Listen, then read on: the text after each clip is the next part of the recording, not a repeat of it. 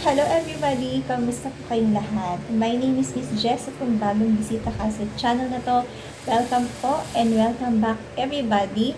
It's been a month, okay, after ako gumawa ulit ng video and upon checking sabi ko it's been a month and kailangan ko na talagang mag-update sa inyo everyone. And sa totoo lang, I've been so busy nung mga nakaraan kasi nga iba na po yung ating background. Alam niyo ba, nung huling video ko, pinanood ko yan siya. Like, sabi kong ganun, parang malayo, di ba? Soon, mag-iba na yung background natin. So, nagkatotoo siya nang hindi ko inaasahan this early, everybody. But, I'm really glad because God has been so faithful to us. And, ayun po, just keep praying po for every one of us.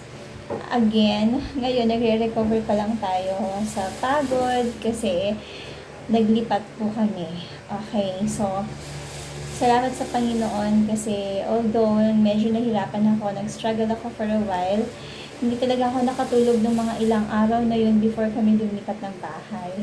And I should say na kapag talaga inalaw ng Lord ang mga bagay at talagang sa Kanya, kumbaga siya yung nagplano ng lahat. Talagang the best pala siya. So, we just have to trust the process. Though the process is not that, yung parang hindi yun yung gusto mo na maging proseso. Hindi yun yung gusto natin. But, at the end of the day, kapag nilook back mo lahat ng yun, talagang masasabi mo na ang buti ng Panginoon.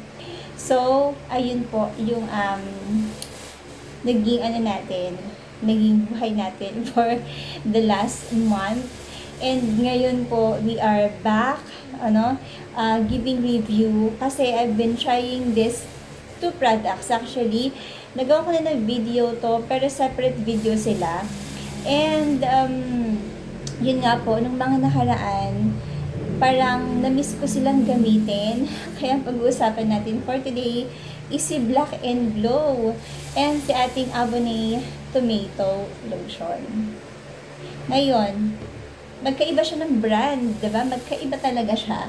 So, I use this during daytime and sa totoo lang, mahirap ang walang salamin. So, please, let's wear po yung ating salamin. This one is intensive brightening, 5-in-1 siya. So, this has niacinamide. Tapos, syempre, meron tong SPF 24. Kaya ako din siya binalikan na gamitin because lagi ako exposed sa sunlight nito nakaraan. As in, exposed talaga ako. Sabi kong ganun. And, of course, dahil maganda naman yung naging effect dito sa akin, bumalik ako. Okay, so, sa grocery natin, mabibili to everyone. Also, sa mga drugstores nationwide, pwede siyang mabili. So, this is actually brightening lotion at it promise. And ito po is yung 350 ml. Malaki siya, everybody. Malaki na yan siya. Okay, so Black and Glow, nagawa ko na ng video to, ng separate video to. But again, gusto ko siya i-share sa inyo na bumalik ako dito. At alam naman natin kapag yung product is binabalikan, sigurado tayo doon na merong reason behind that story. Ngayon, sa akin, bukod sa maganda yung scent niya sa akin kasi fresh yung kanyang scent, everybody. Fresh po yung scent nito. And sa totoo lang, sobrang exposed ako sa sunlight. Nitong nakaraan, as in, sobrang exposed ako sa initan. Pag sinabing exposed, hindi siya naka-cover, hindi ako gumamit ng anything na pang-cover talaga. Okay, sa braso natin. That's why masasabi ko talaga exposed talaga ako kung exposed sa exposed. But, you know what? It really helps me na mangitim man ako. Kasi sa totoo lang, talagang mangingitim ka when you are too much exposed sa init. Especially, sumusundo ako ng anak ko during lunchtime. And, of course, talagang exposed yan siya. But, it's really good na ginagamit mo yung may SPF kahit mababa siya. Kasi this is only 24. Okay? This is only SPF 24. And masasabi ko talaga na it really helps me in a way. Sa totoo lang, sa personal, very, very light yung shade ko. Compare doon sa hindi ko ginagamit itong lotion na to. Okay? Kasi sa totoo lang, kung hindi ko yung gagamitin, as in, maitim talaga ako ngayon. Supposedly, dahil nga sa sobrang exposure ko sa sun. And maganda yung scent nito. Very, very mild. If you are sensitive dun sa mga matatapang na amoy ng lotions, itong Black and Glow, marirecommend ko talaga to everybody. Black and Glow. Ngayon, let's proceed po sa Abonné. And this one is milk lotion. At this one is actually glutathione lotion siya. So, tomato extract, and according to many, tomato lotion is really good if you are, if you want to achieve yung lighter skin, kesa doon sa skin color mo. So, this has 3 times whitening firming skin, 250 ml. This cost 150 ba? Something na ganon sa online. And, yeah. This is actually Miracle Spa Milk Whitening Lotion plus tomato extract. Excuse me. Okay, sorry. Excuse. So, this one naman, for me may lycopene kasi siya. Ginagamit ko siya during night time. It really refreshes yung yung skin mo. Kasi grabe yung scent nito. Grabe yung refreshing scent nito. Ito yung, kaya ko sila nagustuhan actually, to be really honest, is because of the scent na meron sila. Okay? Yung scent na meron sila. And siguro kung hindi ako naaarawan, hindi ako naiinitan, ang ganda na ng skin ko ngayon.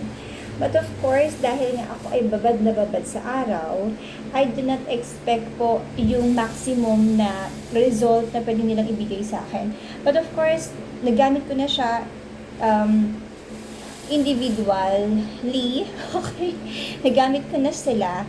At talagang sa totoo lang, during the time na hindi ako lumalabas ng bahay, as in sobrang ganda niya sa skin. So if you want to achieve yung lighter, brighter skin, especially if hindi ka naman lumalabas ng bahay, especially if hindi ka naman naaarawan, ito sobrang recommended ko talaga to.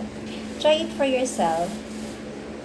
Try it para malaman nyo kung ano ba yung benefit ko, ano yung mga pinagsasabi ko dito. Kasi mahirap siya i-justify because lagi akong nasa arawan. But good thing is, nasa arawan ako palagi, but it really gives you walang dark spots. Yun kasi kapag naaarawan ka, it's like you having melasma sa braso. Ganon, di ba? We use whitening products sa mukha natin.